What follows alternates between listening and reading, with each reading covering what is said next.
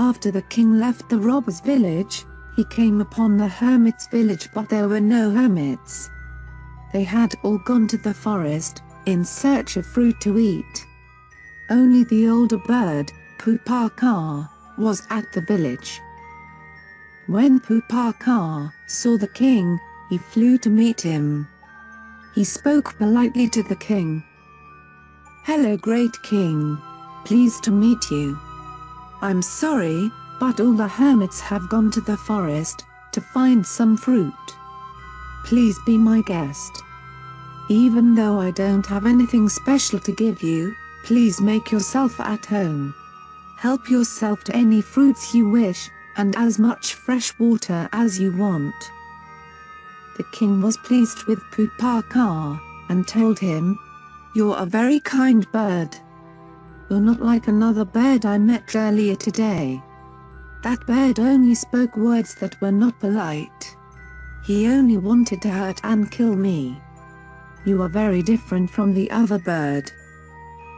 The older bird answered, "Actually, that other bird is my younger brother. A long time ago, a strong wind blew us to different villages. Satikampa, my younger brother, fell down in a village of robbers. In that village, my brother only heard the bad words and saw the bad actions of the robbers. While I grew up here, with the hermits who spoke good words and did good things. That's why we're different."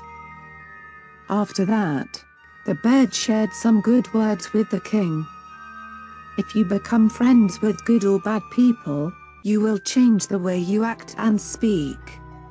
Your words and actions will become the same. A bad friend is like a poisonous arrow. Just as poison is dangerous, so is a bad friend.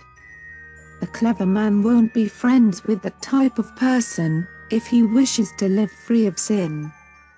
It is the same as a fish that is no longer good to eat, and has been covered by a leaf. That leaf will also have a bad smell. But, being friends with a good person is like something with a good smell and has been covered by a leaf. That leaf will also have a good smell. These are the reasons why a clever man should avoid bad people, and should only make friends with the good. The king was pleased with the good words from Pupaka. When the hermits returned, the king invited them to live in his very big garden where he could serve and take good care of them. From then on, the hermits agreed to stay in the king's garden. The king also became kind to other animals, and freed all the birds in cages.